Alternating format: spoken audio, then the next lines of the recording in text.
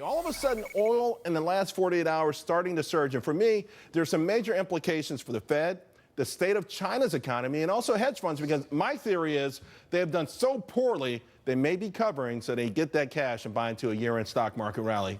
Let's see if my friends agree. Joining me now, Dan Schaefer, Schaefer Asset Management President, and Jim Frischling, NewOak Capital President. Dan, you're typically bearish, and you think this is some sort of fake rally, and you added to your short positions today. Yeah, I use many different theories and analysis, but we have it's called an ABC wave here, and this topping area, I mean, I trade during the day, and I can just see the activity going on, and it's just really weird, and a lot of managers are just having their heads handed to them. But the activity of this kind of a rally, when you get a slingshot, we made a new low, and then we slingshot straight up like this. This is normally some type of, I hate to use the word intervention, but whatever you want to call it, it's pushing this market. Even today, if you're saying it's being manipulated by some outside hand, invisible hand. Absolutely. If the Chinese can admit they're at least doing it, and again, I'm watching bids and asks, spreads, movement of market all day long. Clearly today, when the market came in, they didn't want it to go down, whoever they are, and they just kept pushing and pushing and pushing. Ran out of steam a little bit though toward the last hour trading. Maybe that right when you shorted it toward the top, you feel like maybe that was a top. Yeah. I want to ask you guys about the relationship between the stock market rally and oil. Feels like lately when crude oil goes up, stocks have gone up, and yesterday I wasn't sure, but the oil stocks, Jim, took off like a rocket. I took profits in Chevron early. Of course, kind of regretted it at the closing today. But what's going on there? Do you see some sort of relationship there that goes beyond just what you might think? Sure. I mean, I think first of all, the high-paying jobs in oil are critical. The investments the oil companies are making when things are going well are critical. So I know when we talk about cheap oil, it's great for the consumer, and we think the consumer's going to save money at the tank and going to spend more money. However, I have to say that does more damage to the stock market, in my opinion, overall, than the benefits that come with oil. We saw the oil companies not making the same type of investments. We saw that in the manufacturing sector, the lack of their capital spending. But with oil picking up a little bit, for any reasons we can talk about, the fact is, I believe increased oil prices is very good for the stock market. On a scale of 1 to 5, how real is this rally in your mind? I mean, look, I think it's real, and I'll think 3, 4. I'll go to a 4. And I think Dan's comments about whether it's China, whether it's the Fed, whether it's the ECB, the fact is these guys are putting on a risk-on environment. We saw some better numbers in European data, and we saw so if not just the U.S. but a backdrop in Europe, I think this actually has some legs. Some of the speculation with oil is that China, whether you think it's grown at 7% or 2%, maybe they've hit a bottom. But I want to ask about this notion of good news recently.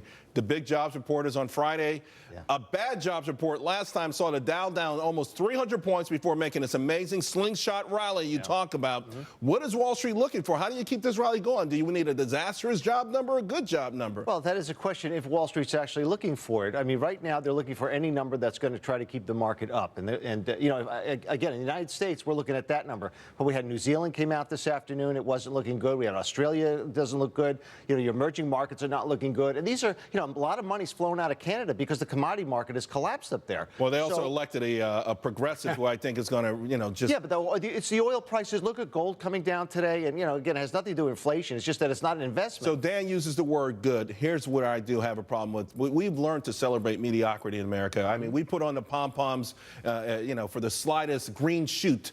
Now, 150, I know the estimate is like 190,000, but 150,000, some people are going to actually argue that that's good news. I don't know what the market does on a number like that. Yeah, I don't, that's not going to be good news to me. We need to see a 200-plus number, and even that, there's a time when that would have been deemed mediocre. We'll accept 200. 150, I don't think is a good number. Yeah, but you got to understand that number, they're lying to us. It's not an accurate number if you learn how they actually create it. It's not accurate. I wish if they're going to lie about it, though, they lie higher. Why not just say it's 450,000? Well, it's called seasonally adjusted. All right, guys, thanks a lot. Hey, author, inventor, and futurist Ray Kurzweil is out saying that humans were just a few scientific breakthroughs away from achieving eternal life. But unfortunately, right now, it's just not the case for everybody. Unlike other countries, death rates among middle-aged white Americans have been rising, not falling. 2 Princeton economists recently studied the data. They came out with this conclusion, and they've got some common causes for it. They see the increased death rate being driven by an epidemic of suicides and afflictions stemming from substance abuse, and the big killers, heart disease, diabetes, which I think gets back to diet. Jim Frischling is back and also joining me now. Jillian Melcher, National Review reporter. I got to tell you guys something. I've been going back and forth to Montgomery, Alabama, which And listen, I'm not a slim guy, I'm not svelte, but we do have something of an obesity epidemic, particularly in certain parts of this country, that I think has economic ramifications, among other things, Jillian. Sure, but if you look at this study in particular, what it's saying is that these are preventable deaths. It's people who are killing themselves either through suicide or killing themselves slowly through alcohol abuse, through addiction. So I think the good news is it's preventable. The bad news is it's not being prevented within this particular subset. But I think we're killing ourselves with diet also, though. I mean, the self-onset diabetes is a massive, massive problem. But even with kids, I think those numbers are going to go even further down. You know, we're going to retard all the amazing. I mean, our death rate was like 40 years old at the turn of the century in 1900. We could be at 100 years old really easy, I think, if we tweaked a few things. Well, mortality rates have extended dramatically over the last few decades. But the point you're raising, I believe, I don't think it's a lifestyle issue.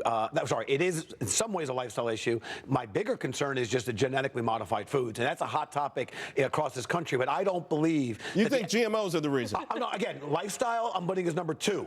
Okay, but I don't think the average. Can we do some full disclosure? No. You're a guy who has a steak and a beer every night. And the scotch. Okay, you said full disclosure. I was being honest. So for you, it's more GMO than a steak and a scotch.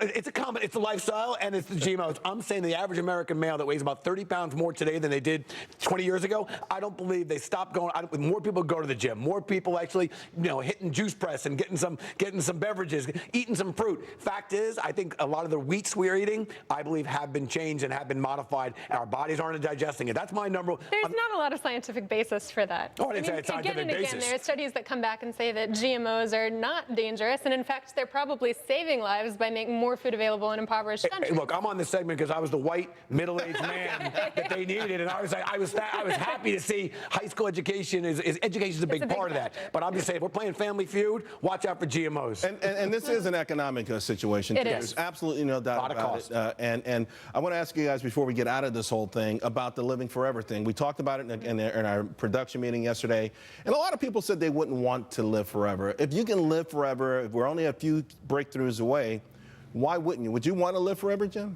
Look, I want to have a long, long life. And I at least another 102 years of drinking scotch and I might be drinking too much and eating steak, but I'm putting up more weights than I did when I was in college. So things are actually going pretty well for me. You're looking pretty buff there, my man. I'll take the forever. Let's see if we can maintain some fitness around this. He's looking pretty buff, huh? He is. He's looking pretty Which muscular. way's the beach? Which way's the whiskey and All right, guys. I'll see you.